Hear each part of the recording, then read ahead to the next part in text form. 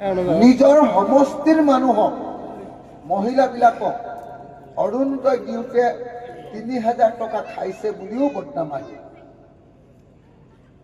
হয়নে নহয় মই নাজানো,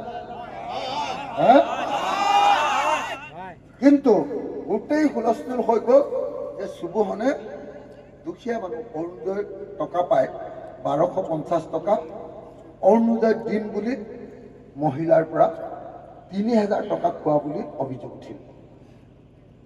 হয়নে? এনেকুৱা মানুহ যি এটাও সমষ্টিৰ কাম কৰিব নোৱাৰে, যি বিধানসভাত একো মাতো মাতিব নোৱাৰে, কিন্তু সন্দেহ কৰা হয় যে চুবুহনেও ৰাজ্যসভা বা ৰাষ্ট্ৰপতি নিৰ্বাচনত বিজেপিক ভোট দিছিলে।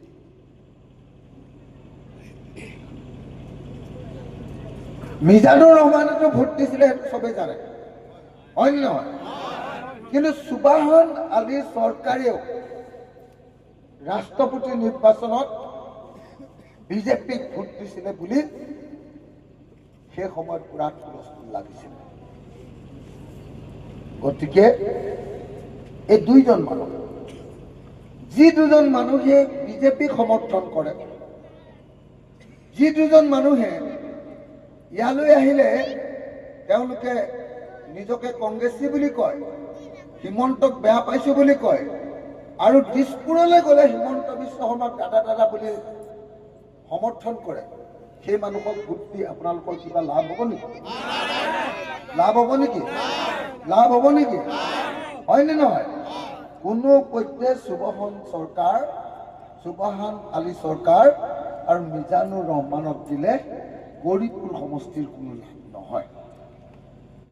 আজমল চাহাবকো ব্ৰহ্মপুত্ৰত দলিয়াব লাগিব, হয়নে নহয়? এই দুইজন মানুহ গুচি গ'লেহে অসমত হিন্দু মুছলমান একেলগতে মৰমত থাকিব পাৰিব, হয়নে নহয়? সেইকাৰণে মই একদম উজনি অসমৰ শিৱসাগৰৰ পৰা আহিছোঁ, শদিয়াৰ পৰা কলিয়াবৰলৈকে, তেজপুৰৰ পৰা জোনাইলৈকে মই কেম্পেইন কৰি ইলেকশ্যনী প্ৰচাৰ কৰি গৌৰৱ গগৈ, মই অখিল গগৈ, লুৰিণজ্যোতি গগৈ আৰু প্ৰিয়ংকা গান্ধী, আমি চাৰিটাই মিটিং কৰি মোৰ মাতটো ভাগি গ'ল। মাতটো বেয়া ওলাইছে, দেখিছে নাই? একদম জ্বৰ উঠি গৈছে। এতিয়া মিটিং কৰিবলৈ মনেই নাছিলে, ভাগৰত মই ৰ'ব পৰা নাই, ভৰি হাত বিষাইছে। এইবিলাক সদায় মিটিং, ৰাতি মিটিং কৰি আছো। উজনি অসমৰ মানুহে সিদ্ধান্ত লৈছে, হিন্দু মানুহবিলাকে, যে এইবাৰ মামাক ভোট দিয়া নহ'ব। নামনি অসমৰ মুছলমান মানুহবিলাকে সিদ্ধান্ত ল'ব লাগিব, শপত খাব লাগিব, কচম খাব লাগিব যে আমি চাচাক ভোট নিদিওঁ, হয়নে? দৰমহা পায়, এঘৰ মানৰ কাম কৰিলে 2 ঘণ্টা 3 ঘণ্টা কাম কৰিলে ৩,০০০ টকা পায়, এতিয়া ১০,০০০ টকা দৰমহা পাব। ভাল হ'বনে বেয়া হ'ব? ভাল হ'বনে? আৰু সেই মুখ্যমন্ত্ৰী আমি সকলোৱে মিলি ব্ৰহ্মপুত্ৰত দলিয়াই পেলাব লাগিব, হয়নে নহয়? সেইকাৰণে কংগ্ৰেছ, ৰাইজৰ দল, CPI, CPM, CPIML, APSLC, AJP, Gaurav Gogoi, Akhil Gogoi, Lurinjyoti Gogoi, আমি চব একলগ হৈছোঁ। বোলো এইবাৰ এখন চকীত প্ৰথমতে হিমন্তক বহুৱাম,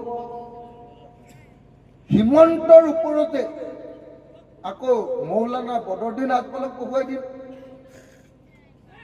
দুইজনক এনেকে গামোচাৰে বান্ধি দিম চকীৰ লগত। ইফালে মুছলিম মানুহ থাকিব, এইফালে আমাৰ হিন্দু মানুহ থাকিব। হিন্দু আৰু মুছলমানে এই চকীখন ধৰিম,